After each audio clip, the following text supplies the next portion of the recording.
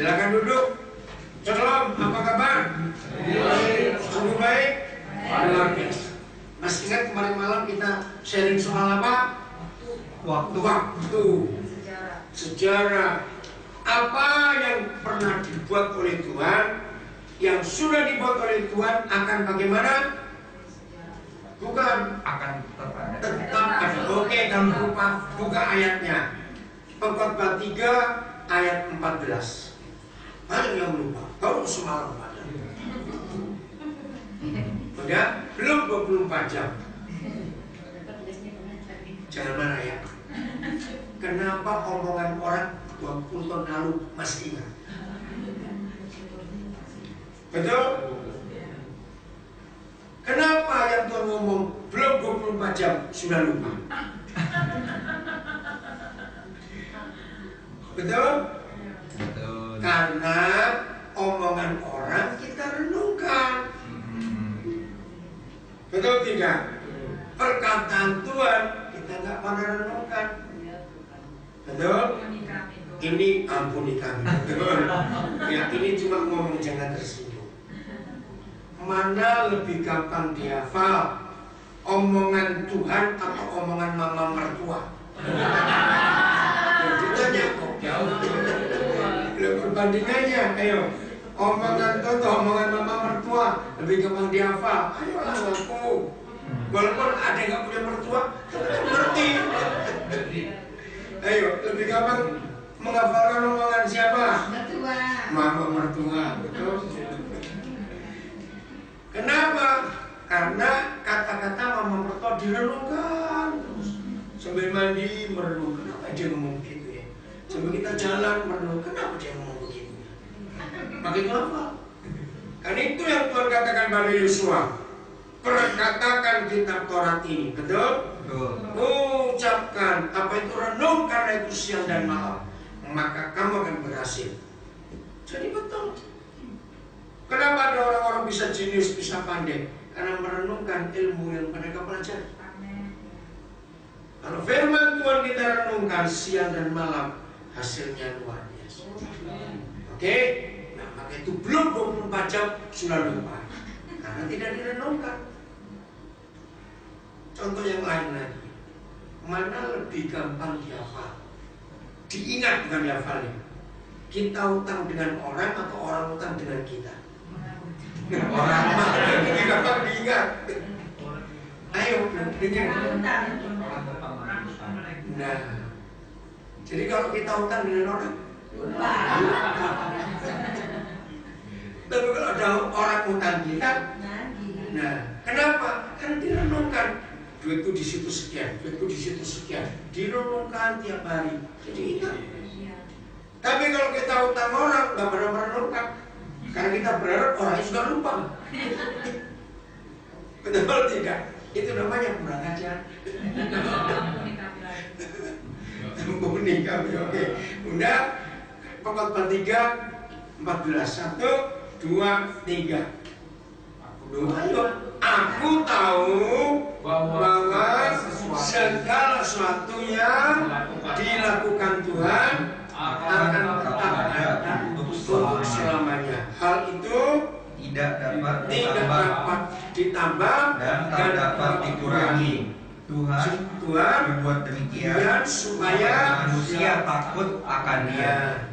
Puji Tuhan, saya nggak tahu kalau hari ini kita diajak ke Qumran karena jadwalnya saya nggak tahu.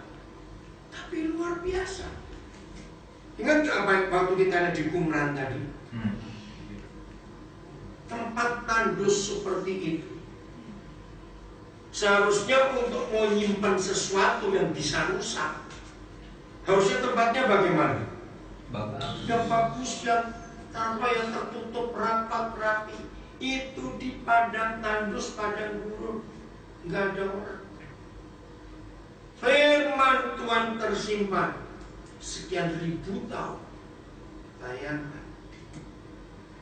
Kira-kira nyimpan apa yang bisa tahan segitu lama kalau nggak ada campur tangan Tuhan? Betul? Begitu saya katakan.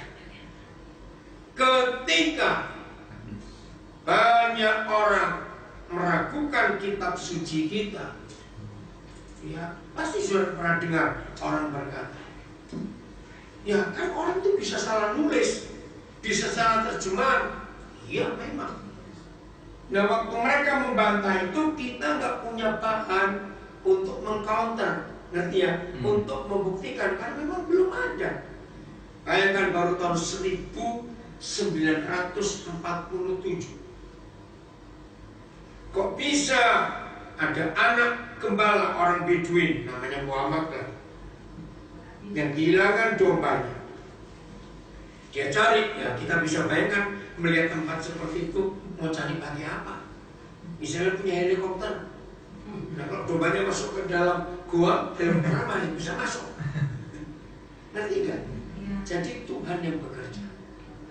Saudara, yakinkan kalau saudara dan saya bisa lahir ke bumi ini, itu karena papa mama yang mau atau karena Tuhan yang mau? Kalau Tuhan yang mau, maka terjadi. Apa yang telah dilakukan Tuhan akan tetap ada untuk selama-lamanya. Karena Tuhan yang melakukan kita lahir ke dunia, maka Tuhan akan meneruskan sampai selesai rencananya itu. Maka itu kalau ada di antara kita yang sampai hari ini belum bisa berterima kasih kenapa aku dilahirkan, seandainya ada, ingat apa yang kita pelajari, bahwa Tuhan sudah melakukan sesuatu untuk saudara dan saya lahir ke dunia ini. Amin. Dan kalau Dia melakukan sesuatu sampai kita lahir ke dunia, berarti Dia akan bagaimana? Tetap ada nggak yang Dia putuskan itu? Ada. Tetap ada. Nah, kita belum tahu besok akan ada apa. Berapa hari lagi tahun ini akan lewat. Kita masuk tahun baru. Kita belum tahu terjadi apa di tahun yang akan datang ini. Tapi lihat ayat 15-nya. Walaupun tahun 2019 kita belum masuki, tapi menurut ayat 15, kita sudah ada nggak di tahun 2019 sebelum kita masuk ke tahun 2019? Sudah. Coba baca ya. 1 Pengkhotbah 3 ayat 15. 1, 2, 3. Yang sekarang ada, dulu sudah ada. Dan yang sekarang ada, dulu sudah ada. Jadi kalau hari ini kita bisa ke Yerusalem, bisa ke Yeriko, bisa ke Laut Mati, itu apa baru hari ini? Sudah lama ada. Sudah lama. Sudah lama ada di dalam pengaturan Tuhan. Amin. Terus kalimat kedua, dan yang akan ada. Nah, stop dulu. Dan yang akan ada. 2019 sudah ada belum buat kita? Belum akan ada. Ulang. Dan yang akan ada sudah lama. Sudah lama ada. Kenapa bisa begitu? Jawabannya karena Tuhan nggak terikat dengan waktu. Jadi 2019 itu sudah ada sebelum kita lahir. Kok enggak? Amin. Amin. 2019 sudah ada sebelum kita lahir. Udah percaya nggak sudah ada tahun ini sebelum kita lahir? Karena Tuhan yang buat. Tahun 2020 kita sudah masuki belum? Belum. Tapi itu sudah ada. Nah, untuk mengerti ini, lihat film. Kalau kita belum nonton film itu kan tanya-tanya, jadi apa ini? Jadi apa ini? Jadi apa ini? Tapi yang paling tahu siapa jadi apa? Sutradaranya.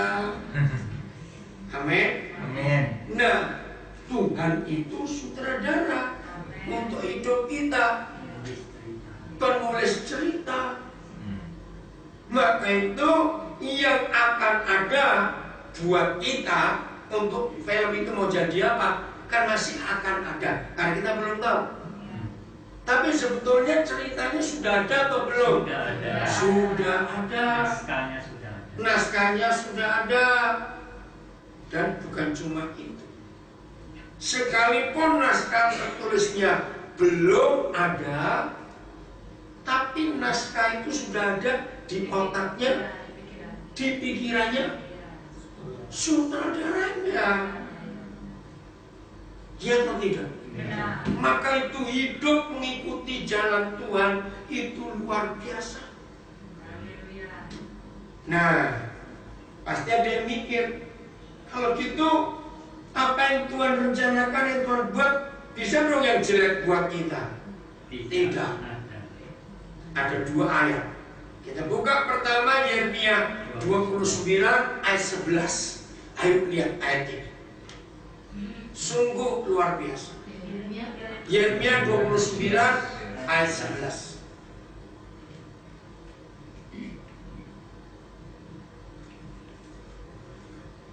Tentang anak-anak kita juga, percayalah Tuhan sudah punya rencana hebat untuk anak-anak kita.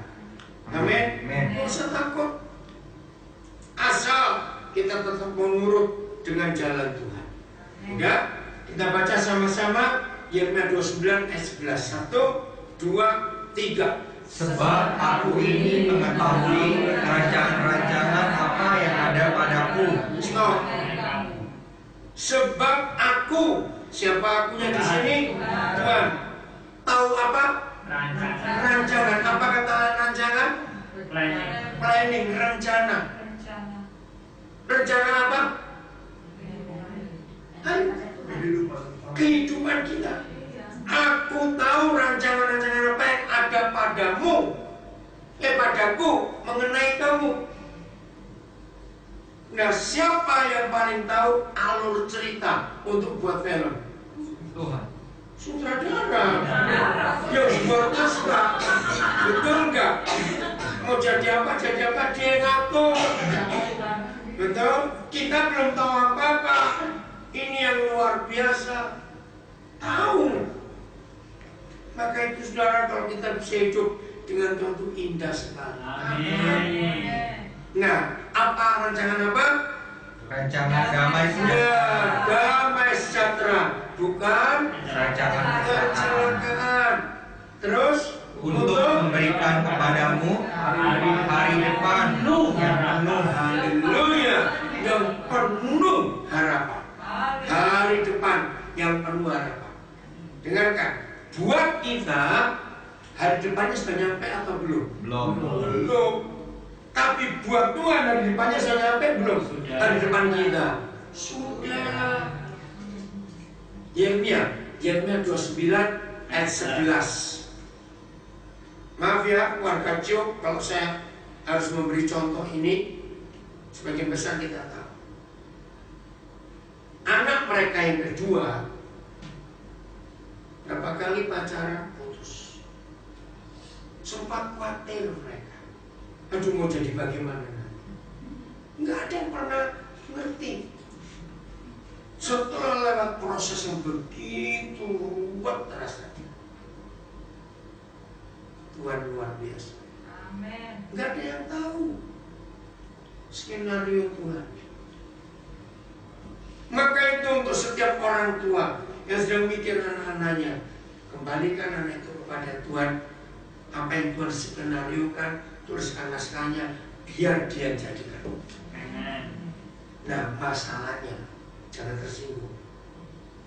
Sudah dibuat naskahnya oleh Tuhan, bukan di orang-orang. Kita buat cerita sendiri. Sering nggak kita buat cerita sendiri? Sering. Nah, akhirnya kan jadi kacau. Ini lari mau kemana ceritanya ini? Karena kita buat sendiri. Hari ini sebagian besar kita berduka, ya, khususnya Tante Syok, ya.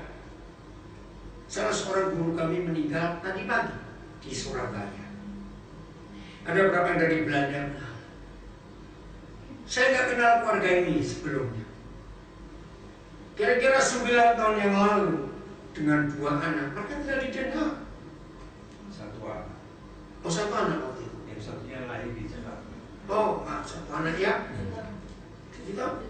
bukan di Nabirinya, sebelumnya ceritanya itu waktu mereka pisah. Oke, satu anak lahir di Belanda. Waktu hamil anak kedua ini terjadi masalah, suaminya selingkuh. Nah, kami nggak kenal.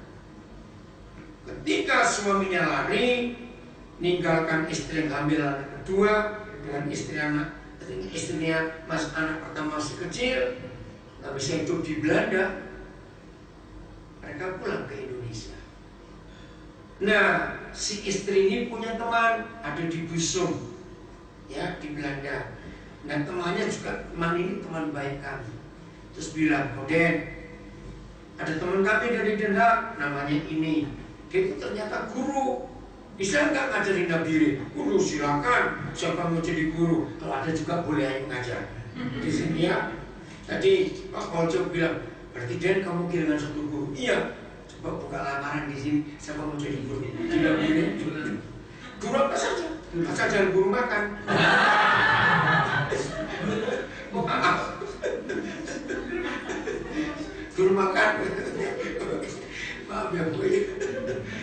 Nah, datanglah mereka ke Nabi dengan dua anak masih kecil-kecil ya. Ya, mungkin yang kedua masih berapa tahun, 2 tahun, 1 tahun lebih. Nah, anak pertama lagi, anak kedua perempuan. Tapi si istri ini masih beriman suaminya bisa balik. Enggak tahu ada apa, tiba-tiba 4 minggu yang lalu, persis minggu. Jadi ini kan hari Minggu, kemarin Minggu, pokoknya 4 kali minggu lalu. Tiba-tiba si suami ini muncul ke Nabire. Semua kami kaget. Loh, nah hari itu pas ulang tahun anak yang pertama, umur 10. Jadi sudah ditinggal sekian tahun, anaknya ulang tahun. Sekarang ini doa anak ini. Ternyata anak ini berdoa, nanti kalau saya ulang tahun, saya cuma minta hadiah papa saya kembali. Nah kan gak mungkin balik kemana? Papanya masih ada di Belanda. Nah tapi berapa waktu yang lalu, ya mungkin karena tekanan batin, karena segala macam, istri ini kena cancer di payudaranya. Saudara dari Belanda hendak kirim uang untuk pengobatan. Ya karena tekanan itu nggak bisa bayangkan. Tapi dia guru yang luar biasa. Selama dia jadi guru Nabire, guru bahasa Inggris, anak-anak kami sempat 4 kali menang juara Indonesia untuk speech bahasa Inggris. Anak Papua loh. Dan tesnya di Jawa, bukan di Papua. Begitu tadi sepanjang hari ini saya berita, anak-anak yang sudah lulus sekolah nangis panggil Mama Lucy, Mama Lucy. Aduh luar biasa sedihnya. Nah suatu hari saya mundur lagi, kira-kira 2 tahun yang lalu, anak nomor 1 ini lagi dipukulin mamanya. Saya tanya kenapa nangis? Tanya kenapa nggak mau, dia curi uang 70.000 rupiah. Nah ada guru yang baik sama anak ini, saya suruh coba kamu yang nanyain. Kalau mamanya nanya nggak masih emosi, malu bukan? Nah, anak ini sering nonton film Naruto. Saya sih nggak tahu film Naruto itu film apa, film Jepang. Dijawab waktu guru ini tanya, kenapa kamu curi uang? Saya pengen cari Naruto. Saya mau titip uang ini supaya Naruto bawa papa saya balik. Waduh, saudara. Waktu mamanya juga dengar ini, dia minta maaf pada anak ini. Kenapa kamu nggak bilang ke mama? Namanya anak. Sebaiknya bukan? Loh, bisa pas dia ulang tahun umur 10 tahun, setelah ditinggal 8 tahun, papanya muncul di Nabire. Kalau muncul di Jakarta ya masih lumayan ya, langsung datang ke Papua. Nah, tanggal 5 Desember kemarin, itu jadwalnya ibu guru ini berobat ke Surabaya. Saya diobat. Nah, masih seger waktu berangkat tanggal 5, istri saya masih melihat juga. Kok tadi pagi atau meninggal? Kaget sekali. Nah, bisa bayangkan. Kalau Tuhan gak cepat buat kali ini, anak dua ini siapa yang ngurus? Betul nggak masih ke sini? Nah yang luar biasa, si papa ini bilang tadi pada tim kami di sana, ya saya akan bawa anak dua ini balik ke Nabire karena sekolahnya di sana. Iya di Papua. Ke Papua. Kenapa sih jadi? Enggak, maaf mereka ini kalau nggak punya izin tinggal. Ayahnya balik lagi. Kenapa? Ayahnya nggak tinggal Nabire nanti. Sekarang justru waktu balik kemungkinan mereka mau bersatu lagi. Ayahnya bakal tinggal di Nabire. Iya, tadi pagi tinggal cerita yaudah, karena anak-anaknya kan masih sekolahnya di Nabire. Tapi nggak tahu begini kan luar biasa. Nah, kita nggak tahu ini cara Tuhan ngatur. Oke, mudah-mudahan cerita ini menyadarkan kita bahwa Tuhan itu sutradara yang hebat sekali. Rancangan-rancangannya itu sempurna, tidak ada yang celaka buat kita semua. Mungkin kita anggap celaka, tapi kita nggak tahu. Tetap Tuhan punya rencana yang baik. Amin.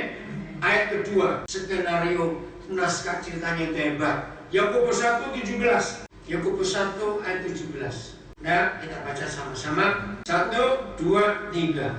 Setiap pemberiannya baik dan setiap anugerah yang sempurna datangnya dari atas. Stop dulu. Apa arti kata setiap?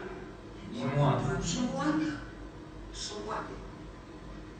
Ini yang luar biasa. Semua pemberian yang baik, semua anugerah yang sempurna datangnya dari siapa? Dari atas itu, dari Tuhan. Inilah firman yang menyatakan bahwa skenario kerajaan surga nggak ada yang jelek untuk kita. Katakan amin. Maka itu kita hidup dalam kebenaran ini. Tuhan punya rencana yang luar biasa untuk kita. Asal jangan buat cerita sendiri. Nanti kalimat ini selalu baca naskahnya, ikuti. Yakobus 1:17. Sekarang Mazmur 139 ayat 15 dan 16. Jauh sebelum kita lahir, Papa sudah buat buku harian untuk kita. Ini luar biasa. Mazmur 139 ayat 15 dan 16. Ingat waktu kita masih di Tiberias dengan kesaksian Maria, berapa kali dia rencana dibaptis? 3 kali. Batal. 2 kali. 2 kali ya.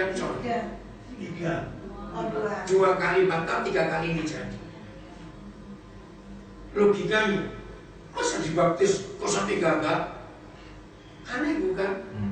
Tapi Tuhan punya skenario. Dia harus baptis ke Yordan. Amin. Amin.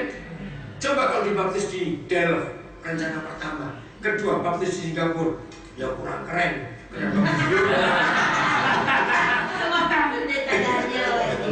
Lu betul nggak? Mantap. Juga, kamu dibaptis di mana? Di Yordan. Wih keren. Maka dia nggak, dapat sertifikat kan? Maka dia nggak sempat baptis, rugi. Oke ya. Nah inilah secara Tuhan ngatur. Ya Deborah luar biasa, dari Isabella Muhammad Sabarani sekarang menjadi Deborah. Luar biasa. Tuhan ngatur.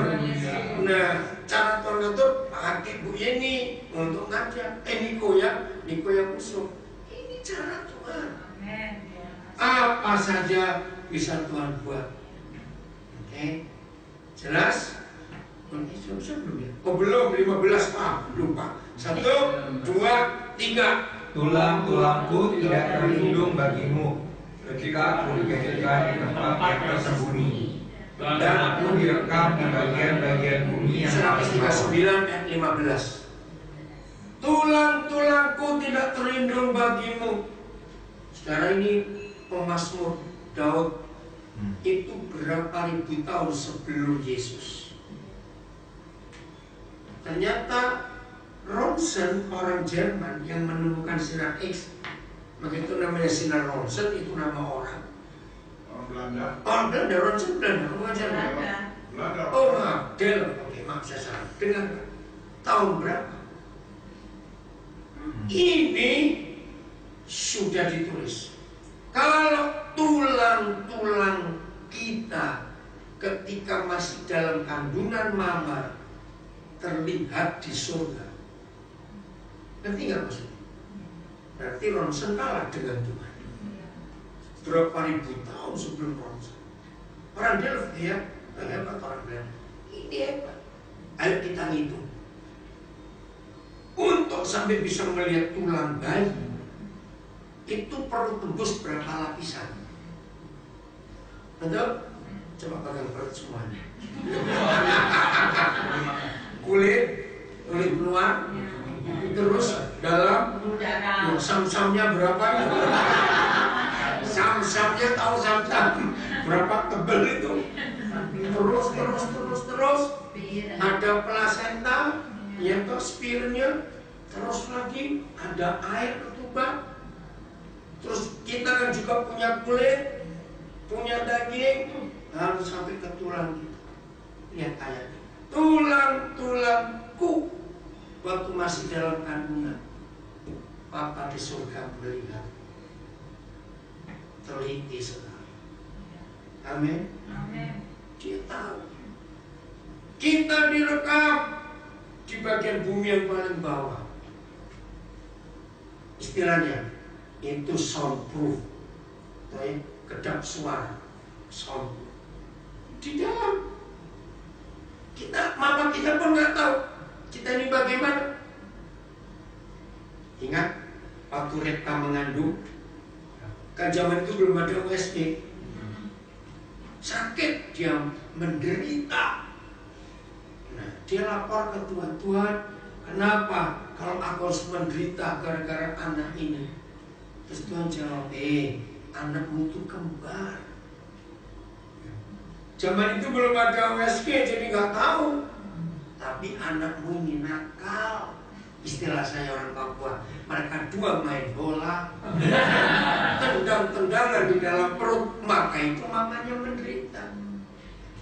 Nah, kan Tuhan ngomong, anak kedua itu Esau, bukan Yakub. Tapi anak kedua ini nakal. Maka itu nanti dia akan jadi apa? Nah, maka itu Alkitab menulis waktu mereka lahir, siapa yang pegang tumit siapa? Yakub. Ya betul tidak saudara? Loh, ini luar biasa. Kenapa Yakub tarik tumitnya Esau? Sebab dia tahu, aku yang duluan, kenapa kamu nyerobot? Surga sudah tahu. Tapi anak ini bandel. Nah, inilah bukti bahwa Esau buat cerita sendiri. Hebat dalam kitab itu. Jadi dari awalnya Tuhan menentukan Yakub itu anak sulung, Esau yang kedua.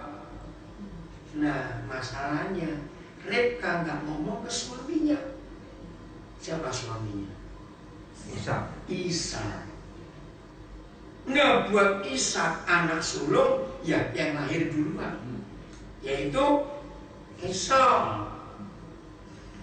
Maka itu para istri, belajarlah kalau dengar apa-apa dari Tuhan, ngomong ke suami. Amin. Sama kisah di banyak contoh di Alkitab. Ribka nggak ngomong. Hawa juga begitu. Apa jadinya dunia kalau ketika setan datang menggoda Hawa? Hawa beritahu setan tunggu dulu ya, aku panggil suamiku. Ngerti nggak? Kalau sampai Hawa panggil suaminya, pasti dunia ceritanya lain. Iya benar. Betul? Pasti Adam akan ngusir setannya. Iya. Tapi ada cerita. Saya kadang bukan orang Tionghoa dan orang Manado. Dimakan.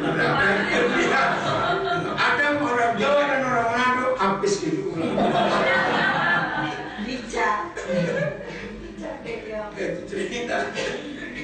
Maka itu kalau dihukum ini luar biasa. Oke, jadi Tuhan sudah ngatur semuanya, asal kita mau. Ayat 16 masih Mazmur 139. 1, 2, 3. Matamu melihat lagi aku bakal anak. Nah, stop. Ini luar biasa. Apa kata lain bakal anak? Janin, embrio. Mana mama papa tahu anak ini bagaimana? Mata siapa yang melihat waktu kita masih embrio? Tuhan. Mata papa kita yang buat kita. Apa arti kalimat matamu melihat? Itu artinya Vision. apa? Terus dipantau. Vision bukan. Dipantau, diawasi, diteropong, diamati, dijaga. Luar biasa. Coba kita lihat ayat yang ke-14. Ada kata menenun nggak di situ? Ayat 14. Ada kata menenun?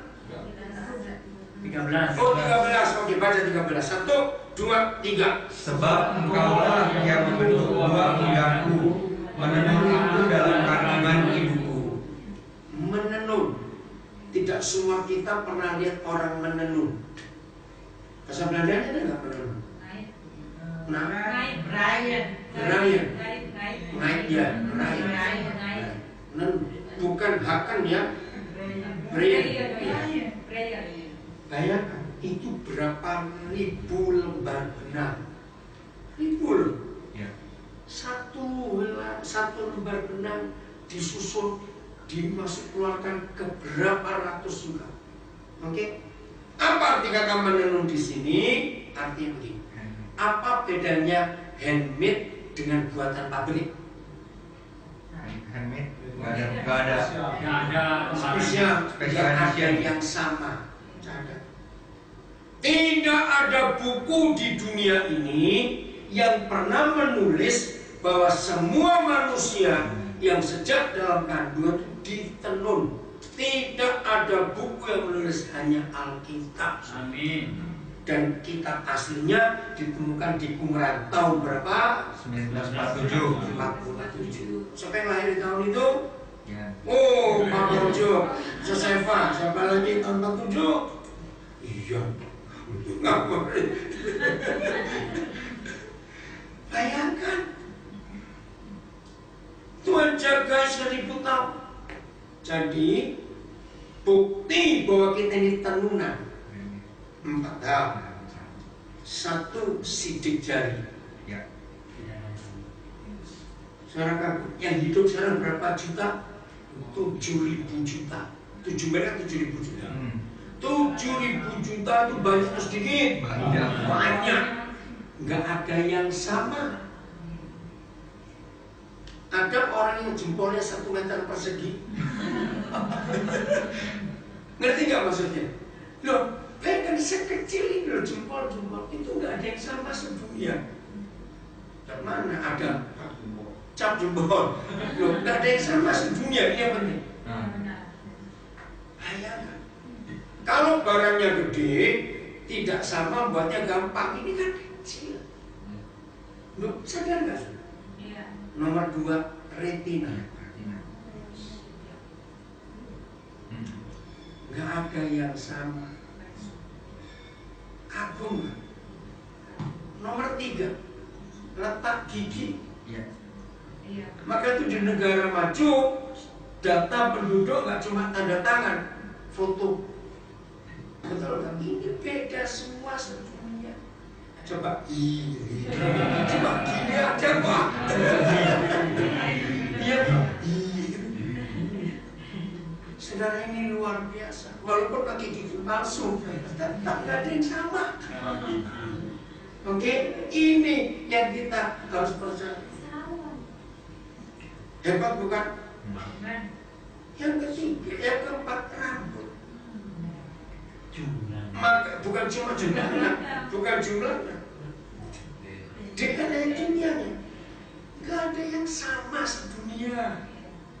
Nah, yang hidup 7.000 juta, yang sudah mati Gak bisa dikira Pak.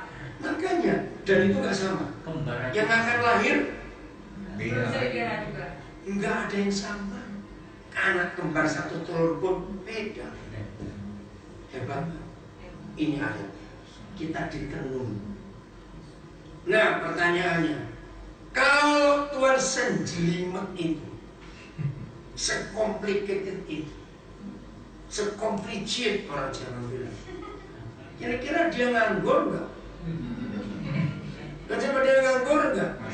Enggak, dia punya tujuan. Maka itu setiap manusia itu unik. Apa bedanya unik dengan antik? Beda bukan? Beda. Nah, unik itu nggak ada duanya. Maka itu nggak boleh ada orang berkata, kamu kok jelek dibandingkan siapa? Gitu jawabnya. Enggak ada bandingnya kalau bilang jelek. Amin. Nggak ada yang sama. Ayat 16 belum selesai. Ulangi lagi. Matamu melihat. 1, 2, 3. Matamu melihat lagi aku bakal anak. Dan dalam kitabmu semuanya tertulis hari-hari yang akan dibentuk sebelum ada satupun daripadanya. Saudara hebat. Begini cara ngerti ayat 16. Biasanya orang buat buku harian, diary, itu kapan buatnya? Sesudah hari itu lewat. Malam hari. Kalau ada orang buat buku harian belum jadi harinya, itu namanya ngarang.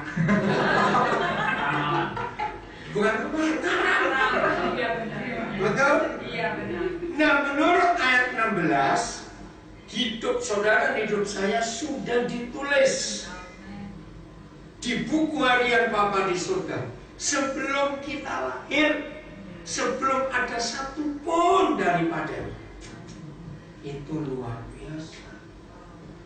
Di situ Tuhan ngatur kita lahir dengan orang tua siapa, nanti sekolah di mana, hidup bagaimana, menikah dengan siapa, kerja. Ini luar biasa. Maka itu kalau kita izinkan Tuhan menulis buku harian buat kita sebelum kita ada, ya jangan buat cerita sendiri. Amin. Supaya tidak aneh cerita hidup kita. Itu yang menyenangkan. Jadi percaya sekarang Tuhan ada di hari-hari hidup kita, sekalipun kita belum sampai ke sana. Percaya tahun 2019 akan ada hal indah, sebab rencana dan rencananya yang terbaik untuk kita semua. Maka itu apa passwordnya? Taat. Supaya kita nggak buat cerita sendiri. Inilah kisah kasih Tuhan. History. His Love lupa. His love story. Papa terima kasih, engkau baik. Kau luar biasa dalam hidup ini. Tuhan, pertobatan kami memulihkan. Dengarkan saudara. Kalau ada di antara kita yang mendengar firman ini, termasuk yang di rumah, berkata, tapi kok hidupku kacau begini? Kenapa hidupku amburadul begini? Kenapa hidupku kok gak jelas begini? Jawabannya cuma satu. Izinkan Tuhan membawa kita balik ke buku hariannya. Kalau saudara dan saya mau balik ke buku harian yang Tuhan tulis, hidup ini gak akan kacau, gak akan amburadul. Asal nurut. Begitu passwordnya itu taat, artinya kita akan dibawa kembali ke buku harian itu. Maka hidup ini akan luar biasa. Bapak, ada anak-anak kami yang gak ikut. Kami ingin cerita kepada mereka kebenaran ini, supaya anak-anak kami kembali ke jalan Tuhan.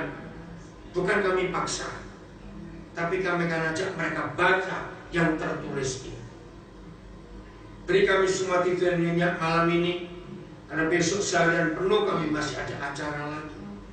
Terima kasih Bapa yang baik untuk kasih-Mu yang luar biasa. Terima kasih. Sehatkan semua kami. Roh Kudus, kami ambil keputusan untuk kami taat kepada Tuhan. Terima kasih untuk firman. Terima kasih untuk sejarah yang Tuhan tulis buat kami.